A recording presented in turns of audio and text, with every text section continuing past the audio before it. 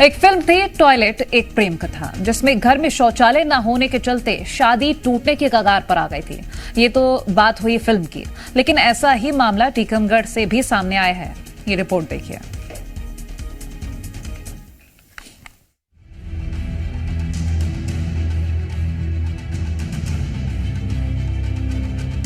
स्वच्छ भारत के तहत देश में शौचालय क्रांति की बात की जा रही है, लेकिन टीकमगढ़ में तो हकीकत कुछ और ही है।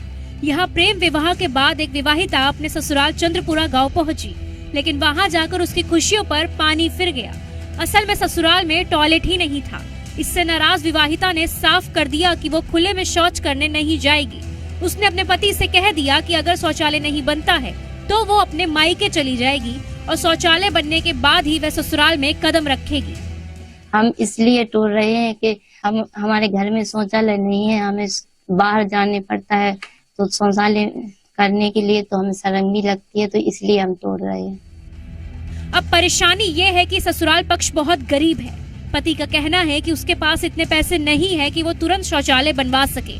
ऐसे में पति ने सरकारी योजना के तहत शौचालय बनवाने के लिए ग्राम पंचायत में आवेदन दिया और अधिकारियों के कहने पर पंचायत के सचिव से मदद की गुहार लगाई, लेकिन मदद करने की जगह सचिव ने धमकी दी और गाली गलौज भी की।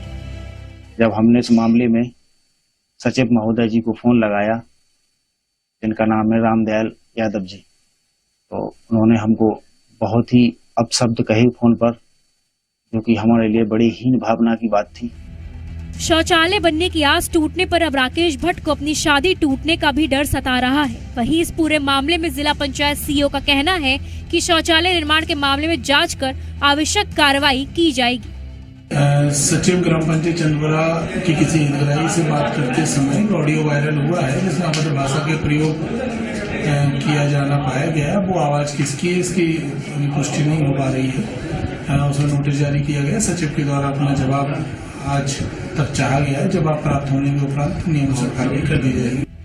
बहरहाल पत्नी के अल्टीमेटम के बाद शौचालय बनवाने के लिए पति की कोशिश जारी है।